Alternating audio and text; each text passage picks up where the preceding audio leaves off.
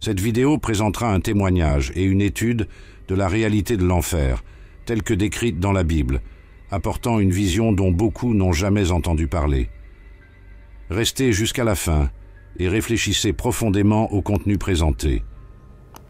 Jésus a déclaré qu'il me conduirait en esprit en enfer, afin que je puisse témoigner et rapporter au monde ce qu'il voulait être révélé. Son ordre était clair, je devais tout observer et enregistrer ses visions. Jésus a promis de marcher avec moi et avec l'assurance de sa présence, mon esprit a été élevé vers le ciel. En regardant en arrière, j'ai vu ma famille en sécurité, endormie, et le Christ, avec sa voix douce, leur a assuré qu'ils seraient protégés. Il a réaffirmé son amour inconditionnel, et puis nous montons au ciel. De là, je pouvais voir des départs de la terre que Jésus a identifiés comme les portes de l'enfer. À notre approche, une obscurité profonde nous enveloppait, accompagnée d'une odeur insupportable et grotesque. Des esprits maléfiques peuplaient les murs de ce chemin sombre, criant et se déplaçant autour de nous. Jésus m'a expliqué que c'étaient des démons qui attendaient des instructions de Satan pour accomplir ses desseins maléfiques.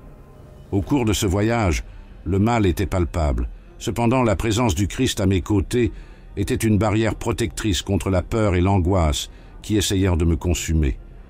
Lorsque nous sommes entrés en enfer, tous mes sens se sont intensifiés. J'entendis des cris d'angoisse, accompagnés d'une odeur nauséabonde de chair brûlée et en décomposition. Tout autour de moi n'était que désespoir et douleur. Tandis que nous marchions, une atmosphère de mort et de péché planait sur nous. L'air était rempli de vents maléfiques, de sinistres éclairs déchiraient l'obscurité, et devant nous, des serpents monstrueux rampaient, symbolisant la présence du mal dans sa forme la plus brute. Jésus m'a emmené dans une zone spécifique de l'enfer, qu'il a appelée la jambe gauche, un lieu de souffrance extrême.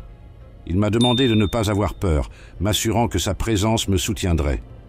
À chaque tournant, j'ai vu des images que je ne pourrais jamais décrire complètement, mais qui étaient nécessaires pour comprendre le destin tragique de ceux qui rejettent le salut. Le Seigneur m'a fait comprendre que ce témoignage serait un avertissement pour beaucoup d'âmes, qui par lui pourraient échapper à ce lieu de tourment. La réalité de l'enfer s'est révélée dans ses détails les plus terrifiants. Des trous lumineux dans le sol, où les âmes étaient piégées dans l'agonie, brûlant dans un cycle sans fin de souffrance. Dans ces fosses de feu, des âmes criaient miséricorde, mais leurs supplications ne trouvaient pas d'écho. Tout autour, l'odeur du soufre imprégnait l'air, et le son constant des gémissements et des cris résonnait sans cesse. La vue de la souffrance humaine était indescriptible, et sans la protection du Christ, elle aurait été insupportable. À chaque pas que je faisais, Jésus m'expliquait la signification spirituelle de ce que je voyais. La perdition éternelle était le résultat d'un péché non confessé et d'un rejet de la vérité. Les âmes qu'il m'a montrées s'étaient détournées de Dieu et avaient ignoré les appels répétés à la repentance. Dans l'une de ces fosses, une femme hurlait de désespoir. Son corps, couvert de flammes, s'est désintégré en morceaux alors que des vers rampaient entre ses os. Elle a plaidé pour être soulagée, mais son état reflétait la conséquence d'une vie de péché. Au fur et à mesure que nous avancions, les scènes de douleur et de désespoir continuaient. Dans une autre fosse de feu, un homme a crié pardon, se souvenant de toutes les occasions qu'il avait eues de se repentir, mais qu'il méprisait. Jésus, les larmes aux yeux, m'a dit que cet homme, bien qu'il ait eu de nombreuses occasions de connaître la vérité et de se repentir, a choisi de se moquer et de rejeter l'Évangile. La réalité de l'enfer, telle qu'elle m'a été révélée par le Christ, est indéniable. Il ne s'agit pas d'une métaphore ou d'une allégorie, mais d'un lieu de souffrance éternelle, où la séparation d'avec Dieu est totale. Le tourment est constant, et il n'y a pas de repos pour ceux qui ont rejeté la grâce divine. L'amour, la compassion et la miséricorde n'existent pas en ce lieu. C'est un avertissement clair. Le chemin du salut est offert à tous, mais le rejet délibéré conduit à la mort éternelle. Un homme, au milieu des flammes de l'enfer, cria de toutes ses forces la miséricorde. Le repentir finit par lui venir à cœur, mais Jésus, avec une expression triste et solennelle, répondit qu'il était trop tard. Le jugement divin avait déjà été établi. L'homme, désespéré, supplia sa famille sur terre d'être averti, afin qu'il se repente avant de connaître le même sort. Cependant, Jésus a expliqué qu'ils avaient déjà accès à l'Évangile, transmis par les prédicateurs et par divers autres moyens tout au long de leur vie. Cette explication ne fit qu'augmenter le désespoir de l'homme, qui, vaincu par la fureur, se mit à blasphémer tandis que le feu le consumait. Son corps se dissolva et tout ce qui restait était une brume sombre sur les eaux en désintégration. À ce moment-là, Jésus a clairement révélé la vérité terrifiante sur l'enfer. Il est réel, et beaucoup d'âmes sont là parce qu'elles ont rejeté la repentance au cours de leur vie. Chacune de ces âmes conservait encore ses souvenirs et ses émotions de son vivant, lui rappelant sans cesse les innombrables occasions qu'elle avait de se tourner vers Dieu et de les mépriser. Ce tourment mental, ainsi que la souffrance physique, perpétuait une agonie sans fin. Peu de temps après, Jésus montra une autre âme condamnée, une femme âgée piégée dans une fosse de feu. Sa chair était pourrie et des vers rampaient parmi ses os.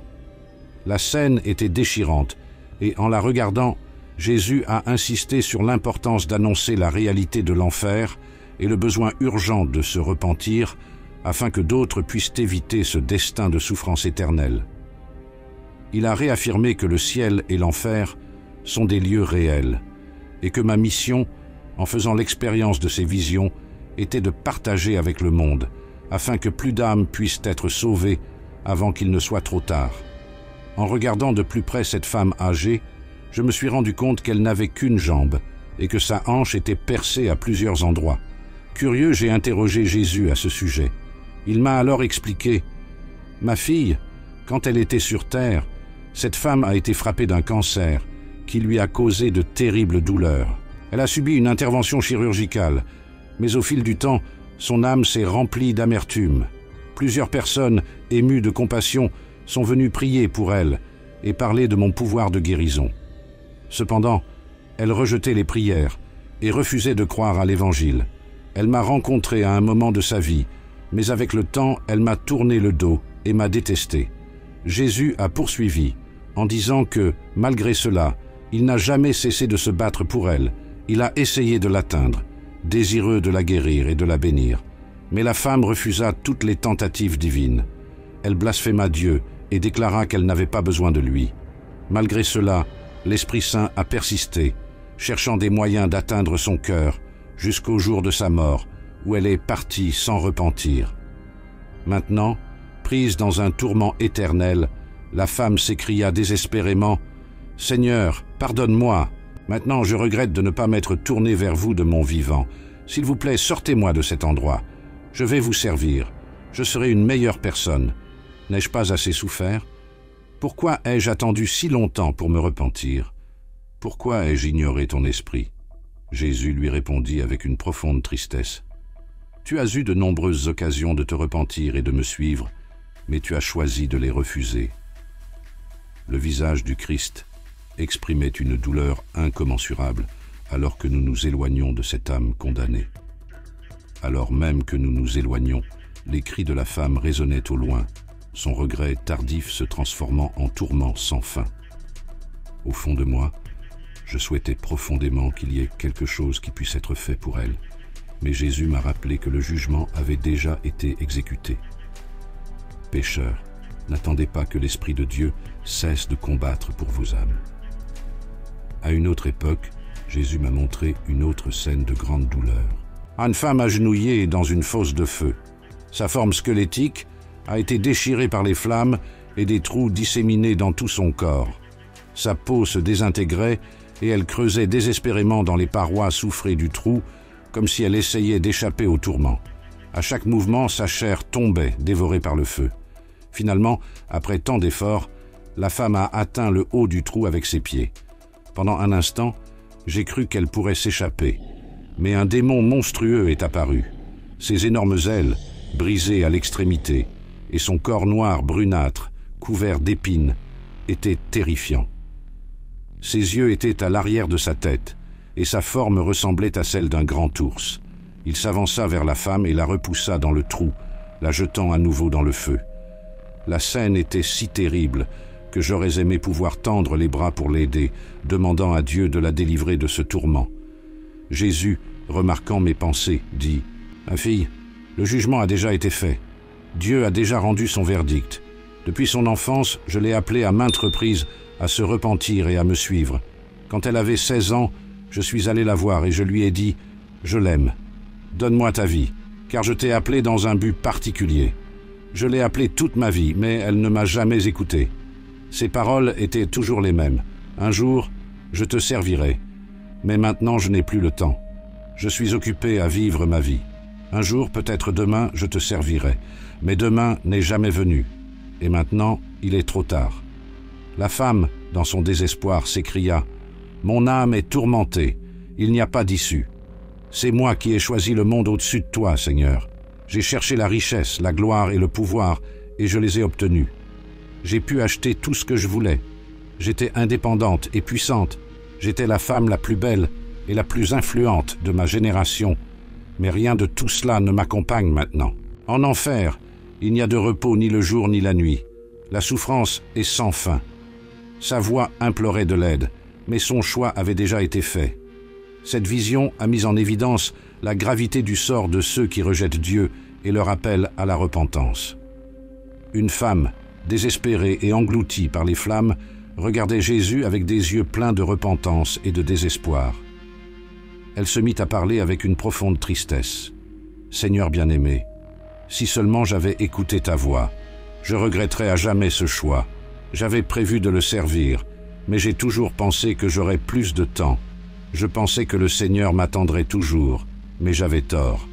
Au cours de ma vie, j'étais considérée comme l'une des femmes les plus belles et les plus désirées. Je savais que Dieu m'appelait à me repentir, et il m'attirait constamment avec amour. Mais au lieu de répondre, j'ai pensé que je pouvais manipuler même le Seigneur, comme je l'ai fait avec d'autres personnes. Comme j'avais tort, j'ai utilisé Dieu lorsqu'il a essayé de me rapprocher. Avec le temps, Satan a commencé à m'utiliser, et j'ai commencé à le servir de plus en plus, au point où j'aimais le péché, et le suivais, au lieu de me tourner vers Dieu. Elle a poursuivi, en révélant à quel point sa vie a été dominée par la tromperie. Satan a profité de ma beauté et de mes richesses. Mes pensées étaient complètement fixées sur le pouvoir qu'il m'avait promis. Malgré cela, Dieu n'a jamais cessé de m'appeler, mais j'ai toujours dit que cela pourrait être demain ou un autre jour, jusqu'à ce que, un jour tragique, lors d'un voyage en voiture, mon chauffeur perde le contrôle. Nous entrions en collision, et je meurs sur le coup. Maintenant, j'en supplie le Seigneur, sortez-moi d'ici. » Tandis qu'il parlait, ses mains squelettiques et calcinées se tendirent vers Jésus, mais les flammes continuaient à consumer son corps. Jésus, avec une expression de tristesse, répondit « Le jugement est déjà fait. » Des larmes coulaient sur le visage du Christ, alors que nous nous dirigions vers un autre lieu de tourment. Le poids de la souffrance était presque insupportable, et à l'intérieur de moi, je ressentais une douleur immense en voyant toutes ces horreurs. La souffrance des âmes en enfer était trop réelle. Il n'y avait pas d'espoir, pas de vie, pas d'amour dans cet endroit, et la réalité de l'enfer se manifestait dans chaque détail autour de moi. Pendant que nous marchions, Jésus a dit quelque chose de profondément marquant. « Le temps presse. Nous serons de retour demain. » Le message était clair et urgent. Ceux qui vivaient encore dans le péché devaient se repentir. La voix de compassion de Jésus a résonné dans mon esprit, m'avertissant de la nécessité de se réconcilier avec Dieu avant qu'il ne soit trop tard. Jésus a expliqué davantage sur l'enfer, le comparant à un corps géant couché au centre de la terre avec de nombreuses salles de souffrance. « Dites aux gens que l'enfer est réel, » a-t-il dit. « Des millions d'âmes sont déjà ici, et d'autres arrivent chaque jour. Le jour du jugement, la mort et l'enfer seront jetés dans l'étang de feu, qui est la seconde mort. » Ces paroles, pleines d'autorité et de vérité, montraient la gravité du sort qui attendait ceux qui rejetaient le salut offert par Dieu. Après cette révélation, je suis revenu sur terre, mais les horreurs dont j'ai été témoin ne m'ont pas quitté. Ils ne pouvaient pas dormir, manger ou trouver la paix. À chaque instant, l'enfer se répétait dans mon esprit. J'entendais les cris incessants des condamnés, et les visions horribles se sont gravées au plus profond de mon être. C'était comme si j'étais piégé sur un écran sans fin, revivant chaque détail terrifiant. Chaque nuit, C'était comme si j'étais encore en enfer, et chaque jour, je me battais pour trouver les mots justes pour alerter le monde sur ce dont j'avais été témoin. Jésus, dans sa miséricorde, m'est apparu de nouveau et m'a dit « Ma fille, ce soir, tu verras la jambe droite de l'enfer. N'aie pas peur, car je suis avec toi, et je t'aime. » Le visage de Jésus était rempli de tristesse, et ses yeux, remplis de compassion et d'amour, reflétaient le poids de l'éternité. Bien que ceux qui étaient en enfer étaient perdus à jamais, je savais que Jésus les aimait toujours, et que cet amour se prolongerait pendant l'éternité, même s'ils ne pouvaient plus en bénéficier. Jésus m'a alors dit quelque chose de profond sur la création et le but de l'enfer. Le Père a donné à chacun le libre arbitre de choisir qui servir, Dieu ou Satan. Dieu n'a pas créé l'enfer pour l'humanité, mais pour Satan et ses anges. Cependant, beaucoup sont trompés et suivent le chemin de la perdition. Ce n'est pas le désir de Dieu que quelqu'un périsse. Des larmes de compassion coulèrent sur le visage de Jésus lorsqu'il expliqua cette vérité. La tristesse que j'ai ressentie était si intense et si profonde que mon esprit a été complètement ébranlé. Nous étions sur la jambe droite de l'enfer, où le scénario était encore plus terrifiant. Le chemin devant nous était sec et brûlé, et l'odeur de la mort imprégnait l'air. Des cris de douleur résonnaient autour de nous, et les ténèbres étaient si épaisses que seule la lumière du Christ et les flammes des trous au loin éclairaient le chemin. Soudain, des démons de forme et de taille variées ont commencé à nous traverser. Certains laissèrent échapper des grognements, tandis que d'autres communiquaient entre eux de manière terrifiante. Devant lui, un démon de grande stature donnait des ordres à d'autres plus petits. Jésus, remarquant mon attention, m'a expliqué « Il y a ici des forces invisibles, des esprits mauvais qui affligent les corps de maladie et de tourments. » Le démon de plus grande stature regarda les plus petits et, d'une voix autoritaire, ordonna « Va maintenant et cause la destruction. Détruisez les maisons, déchirez les familles et égayez les croyants faibles. Essayez-en autant que possible. Lorsqu'ils reviendront, ils seront récompensés pour leurs actions. » Jésus et moi avons continué notre chemin, passant parmi ces êtres maléfiques qui, étrangement, ne semblaient pas nous remarquer. Enfin, nous arrivons à un autre trou de feu et de soufre. À l'intérieur, il y avait un homme, et sa présence a attiré mon attention d'une manière particulière. Il prêchait, comme s'il était encore sur la terre. Sa voix résonnait à travers les flammes, récitant des passages de l'Écriture. Je me suis tourné vers Jésus pour obtenir des réponses. Comme toujours, il savait ce que je pensais. Avec de l'amour dans la voix, Jésus a dit « Cet homme était un prédicateur de l'Évangile. Pendant un certain temps, il a dit la vérité et m'a servi fidèlement. J'étais perplexe.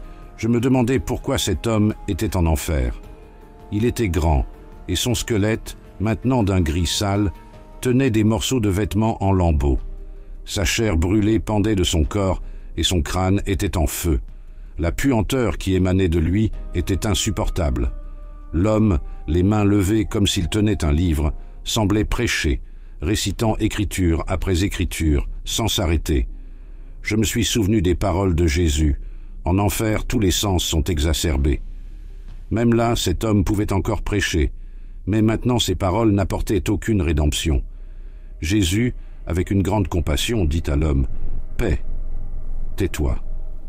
L'homme, obéissant, cessa de parler et se tourna lentement vers Jésus. Son âme semblait être prisonnière de cette forme squelettique, et il commença à parler. « Seigneur, Seigneur, maintenant je vois la vérité. Permettez-moi de revenir en arrière et de prêcher la réalité de cet endroit. Je promets que je dirai la vérité sur l'enfer. Pendant mon séjour sur terre, je ne croyais pas que cet endroit existait. J'ai prêché ce que les gens voulaient entendre, au lieu de dire la vérité. J'ai dit que le Seigneur ne reviendrait pas, et j'ai conduit beaucoup de gens à se détourner de la foi.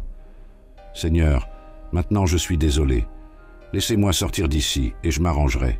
J'aimerais tout le monde, quelle que soit leur race ou leur couleur. » Jésus, avec un regard de profonde tristesse, répondit « Non seulement tu as déformé la parole sainte, mais tu as aussi menti quand tu as prétendu que tu ne connaissais pas la vérité. Je t'ai rendu visite plusieurs fois, essayant de te ramener, mais tu as refusé. Maintenant, le jugement a déjà été rendu. Il est trop tard maintenant. Le temps du repentir est passé. À ce moment-là, l'homme pris de colère leva les poings et maudit Jésus avec de la haine dans les yeux. Alors que nous nous éloignions de ce lieu de douleur et d'angoisse, nous pouvions encore entendre l'homme, maintenant désespéré, continuer à maudire le Seigneur. Les ténèbres et les tourments de l'enfer étaient plus grands que je n'aurais jamais pu l'imaginer, et j'ai ressenti le poids de la réalité que Satan ne voulait pas que les gens sachent sur cet endroit. Avec crainte et angoisse, j'ai demandé à Jésus, « Quand tout cela finira-t-il, Seigneur? Quand la souffrance cessera-t-elle » Jésus, avec sa sérénité habituelle, répondit, « Ma fille, il n'y a que le Père qui connaisse le moment où viendra la fin. » Finalement, Jésus, avec un calme inébranlable, m'a dit, « Ma fille, rentrons maintenant à la maison. Nous serons de retour en enfer demain soir. » De retour chez moi, je pleurais sans cesse. Chaque jour, des visions de l'enfer me revenaient à l'esprit, et les cris des âmes tourmentées résonnaient encore dans mes oreilles. Partout où j'allais, je parlais à tout le monde de l'enfer, les alertant sur les terribles réalités dont j'étais témoin là-bas. À tous ceux qui entendent cette histoire, je lance un appel sincère. Repentez-vous de vos péchés dès maintenant. Crie vers Jésus, demande-lui de te sauver aujourd'hui, car demain n'arrivera peut-être pas. Agenouillez-vous, demandez pardon et purifiez-vous dans le sang du Christ. Pardonnez-vous les uns aux autres et aimez comme le Seigneur nous l'enseigne. Le Seigneur des Églises crie, « Repentez-vous et soyez sauvés. » La nuit suivante, Jésus m'a ramené en enfer. Une fois de plus, j'ai été témoin de ton immense amour pour ces âmes perdues, et j'ai ressenti ton amour pour moi et tous ceux qui sont encore sur terre. Jésus, de sa voix calme et compatissante, a dit, « Ma fille, le désir du Père est que personne ne se perde. Satan, cependant, trompe beaucoup de gens, mais le Père est plein de miséricorde. Si ces gens s'étaient tournés vers lui et s'étaient sincèrement repentis, ils auraient certainement reçu son pardon. » Alors que nous marchions à nouveau à travers les trous brûlants, la scène autour de nous était un pur tourment. Des âmes ont crié miséricorde, tendant leurs mains vers Jésus. Nous nous arrêtâmes devant un autre trou, et une voix féminine, prise de désespoir, supplia Jésus de nous délivrer des flammes qui la consumaient. Jésus regarda la femme avec beaucoup d'amour et lui dit, « Pendant que tu étais sur la terre, je t'ai appelé à venir à moi.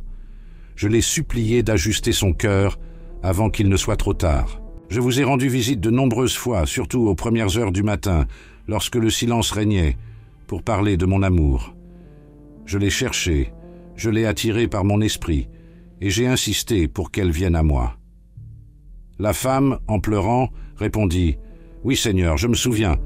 J'ai dit que je te suivrais. Mon cœur, cependant, n'a jamais été vraiment compromis. À l'extérieur, il semblait que cela vous servait, mais à l'intérieur, mes intentions étaient différentes. Je savais que j'aurais dû t'obéir, mais je ne l'ai jamais fait avec mon cœur. » Jésus, l'air triste, continua. « J'ai envoyé des messagers pour que vous entendiez ma voix, pour que vous vous repentiez et que vous abandonniez vos péchés. Je voulais m'utiliser de toi pour servir et aider les autres à me trouver, mais tu as ignoré toutes les occasions. » Son cœur resta endurci, et le vrai repentir ne vint jamais. La femme a alors argumenté, « Seigneur, je suis allée à l'église. J'ai fait le bien et je suis devenue membre de ton église. Je savais que l'appel était pour ma vie et j'ai obéi à ce que je pensais être juste. » Jésus répondit fermement, « Ce n'est pas en étant membre d'une église que tu es monté au ciel. Bien que vous y ayez participé, votre cœur était plein de péchés que vous n'avez jamais regrettés. Tu as fait trébucher les autres sur ma parole. Tu n'as pas pardonné à ceux qui t'ont blessé, et tu as vécu une double vie. Ta dévotion n'était que d'apparence, et tu aimais les mensonges que Satan a plantés dans ton cœur. Vous saviez ce qu'était la voie de la vérité, mais vous avez choisi de l'ignorer. » Dans la douleur, Jésus continua, « Tu avais la langue acérée. » Il a dit du mal de ses frères et sœurs dans le Christ, les jugeant sévèrement, tandis que son cœur était plein de péchés encore plus grands. Vous n'avez pas écouté mon esprit de compassion, et vous n'avez pas jugé les gens superficiellement, ne comprenant pas que beaucoup n'étaient que des enfants dans la foi. Tu as été dur et impitoyable, même quand tu aurais dû faire preuve de grâce. » La femme resta silencieuse lorsque Jésus conclut. « Tu as dit du bout des lèvres que tu m'aimais, mais ton cœur était loin de moi. » Il connaissait les voies du Seigneur, mais il jouait avec la foi. Si cela m'avait servi du fond du cœur, je ne serais pas ici aujourd'hui. Vous ne pouvez pas servir Dieu et Satan en même temps. Se tournant vers moi, Jésus me dit solennellement, « Dans les derniers jours, beaucoup se détourneront de la foi, suivant des doctrines trompeuses et tombant dans le péché.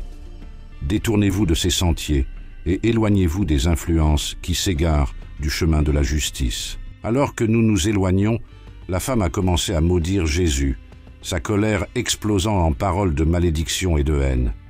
Jésus, avec son calme habituel, m'a dit « Allez, allons de l'avant. » Dans le trou suivant, un homme squelettique a crié de désespoir « Seigneur, pourquoi suis-je ici? Comprenez-moi. » Jésus répondit avec compassion « Restez tranquille et réfléchissez. Vous savez pourquoi vous êtes ici. » L'homme désespéré supplia « Laissez-moi partir, et je vous promets que je serai bon pour toujours. » Jésus le regarda et lui dit « Jusqu'à présent, tu mens encore. » Se tournant vers moi, Jésus m'expliqua « Cet homme est venu ici à l'âge de 23 ans. Il a entendu mon évangile de nombreuses fois, a grandi en écoutant ma parole, est allé à l'église, mais ne s'est jamais engagé envers moi. Je l'ai appelé plusieurs fois par mon esprit, mais il a choisi le monde et ses plaisirs. Il aimait boire, faire la fête, et il a rejeté mon appel. Il a dit « Un jour je donnerai ma vie à Jésus », mais ce jour n'est jamais venu. Jésus a poursuivi tristement. Une nuit, après une autre fête, il a eu un accident de voiture et est mort sur le coup.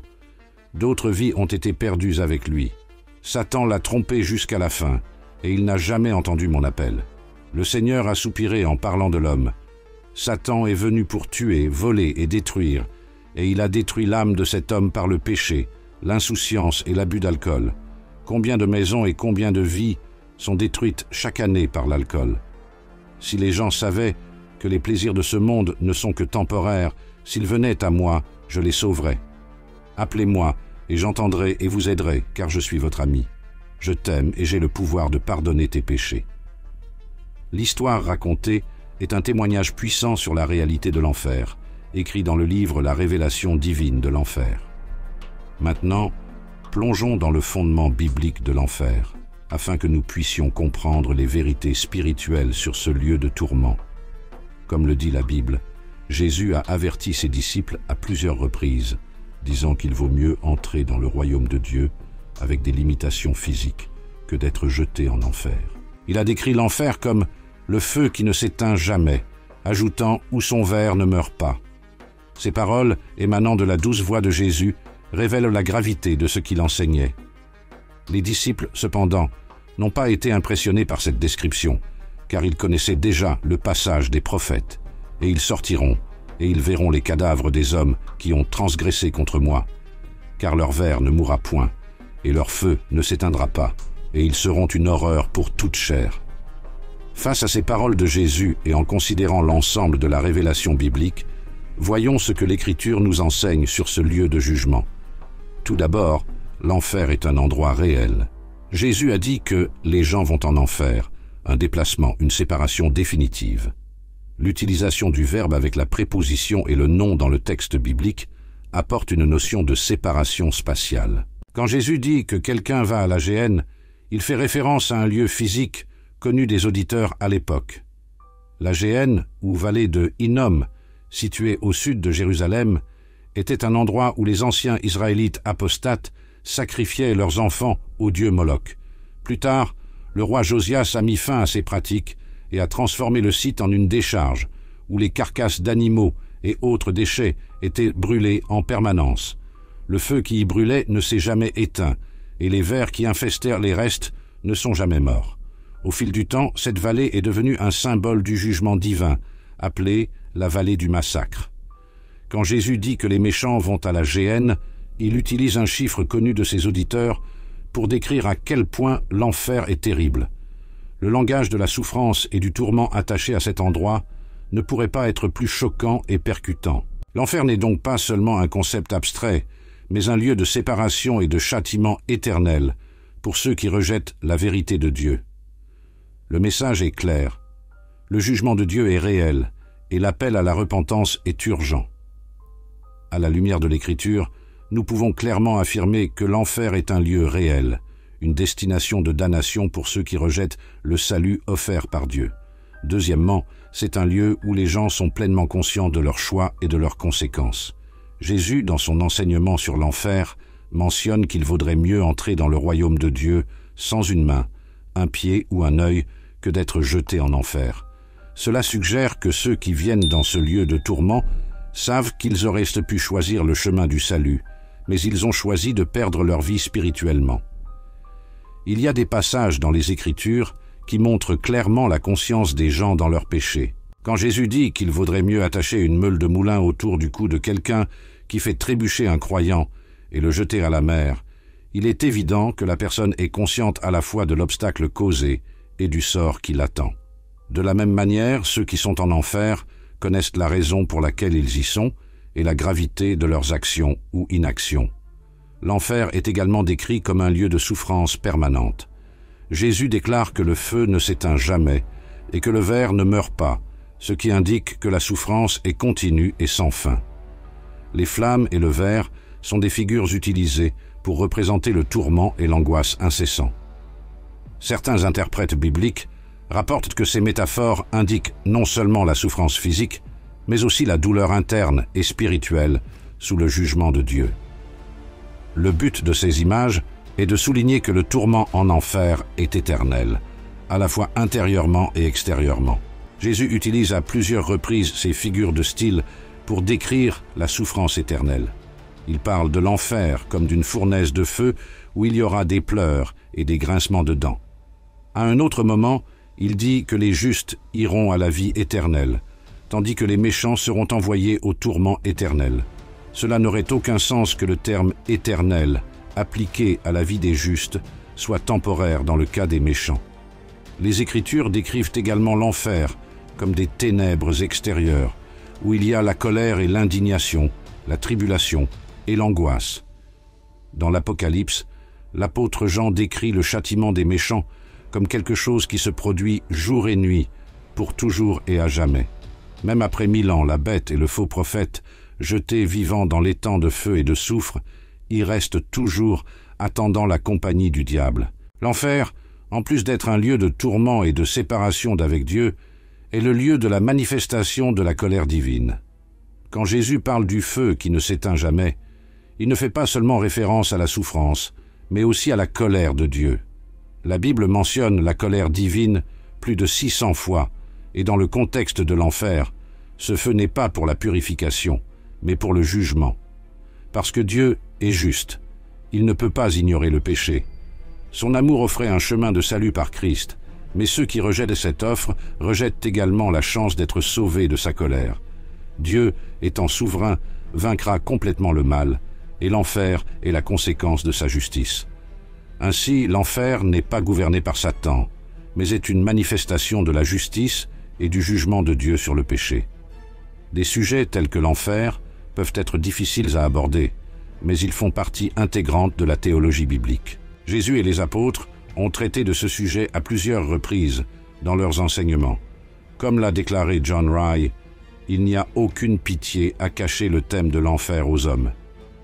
Bien qu'il s'agisse d'une réalité effrayante, il faut s'en souvenir avec force, car c'est une vérité fondamentale du christianisme. L'apôtre Jean, dans le livre de l'Apocalypse, a parlé plusieurs fois de l'enfer, et les serviteurs de Dieu aujourd'hui ne devraient pas avoir honte de confesser leur croyance en cette doctrine. S'il n'y avait pas de miséricorde illimitée en Christ pour tous ceux qui croient, ce serait effrayant. Faire face à ce problème est douloureux. Pensez aux millions de personnes qui passeront l'éternité dans les temps de feu. Certains peuvent considérer ce point de vue comme dantesque ou démodé, mais en tant que ministre de l'Évangile, il est de notre responsabilité de dire la vérité. À l'instar de Jésus, même s'il s'agit d'un message inconfortable, il faut l'annoncer, car beaucoup marchent vers l'enfer sans se rendre compte de l'abîme qui s'approche. Malheureusement, beaucoup de gens aiment encore leur péché et croient à tort qu'ils peuvent jouir de l'éternité avec Dieu sans se repentir. Cependant, le poids de la colère de Dieu tombera sur ceux qui rejettent l'amour du Christ. Il est de notre responsabilité d'avertir du danger du péché, peu importe à quel point ce message peut être inconfortable. Certains peuvent avoir besoin de sentir le poids de l'abîme qui brûle sous leurs pieds, pour se rendre compte à quel point ils sont proches de la destruction éternelle. L'enfer est destiné à tous ceux qui ne sont pas en Christ, et ils endureront la juste colère de Dieu. L'apôtre Jean avertit que Dieu lui-même combattra ceux qui refusent de se convertir, ou qui pensent faussement qu'ils sont sauvés sans s'être réellement repentis. Dieu lui-même a dit « J'ai foulé seul le pressoir, et aucun des peuples n'était avec moi. Je les ai piétinés dans ma colère, et je les ai écrasés dans ma colère. » Cette image vivante est renforcée lorsque Jean, le disciple de l'amour, voit Jésus dans l'Apocalypse avec une épée tranchante sortant de sa bouche pour frapper les nations et exercer le jugement. L'enfer n'est donc pas seulement une métaphore, mais une réalité spirituelle enracinée dans la justice et l'amour de Dieu. Rien ne sépare l'être humain de l'enfer, si ce n'est la miséricorde de Dieu. Cependant, il est important de se rappeler que Dieu est aussi juste et que sa colère est prête à agir contre le péché. Beaucoup croient à tort qu'ils sont en paix avec Dieu parce qu'ils jouissent de la santé, de la prospérité et de la joie, participent à des activités religieuses et jouissent des bénédictions communes de Dieu. Cependant, ces circonstances extérieures ne garantissent pas que l'on sera à l'abri du jugement éternel. La seule vraie sécurité est en Christ, l'agneau de Dieu, qui a enduré la colère divine à la place des hommes. Si le sacrifice de Jésus n'est pas la preuve de l'amour inconditionnel de Dieu, alors nous ne comprenons pas le vrai sens de l'amour. Il est nécessaire de reconnaître que ce message n'est peut-être pas populaire. Beaucoup de gens essaieront de détourner les autres de la réalité de l'enfer, en suggérant qu'il n'est rien de plus qu'une menace et non une vérité concrète. Cependant, la croix et la souffrance de Jésus n'auraient pas de but sans l'enfer, car sa mort perdrait sa valeur éternelle s'il n'y avait pas de séparation d'avec Dieu, dont les âmes devaient être sauvées. L'enfer n'est pas un concept figuratif, utilisé pour faire peur.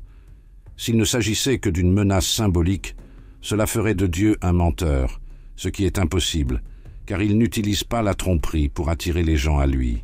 Comme nous l'avons déjà mentionné, cette vérité peut être rejetée par beaucoup, mais elle est indéniable, parce qu'elle est enracinée dans la parole de Dieu, qui est fidèle et vraie. Dieu est vrai, même si tous les hommes sont des menteurs. C'est pourquoi, au nom du Christ, Dieu lance un appel pressant à tous ceux qui entendent ce message. Réconciliez-vous avec lui. Les options sont claires et limitées. C'est être en Christ ou loin de lui. C'est choisir entre le ciel ou l'enfer. Ne vous laissez pas berner en pensant que vous pouvez jouer avec la foi, que ce soit en tant que chrétien de nom, en tant que religieux ou même incroyant. Posez-vous la question suivante. Jésus est-il vraiment votre Seigneur et Sauveur?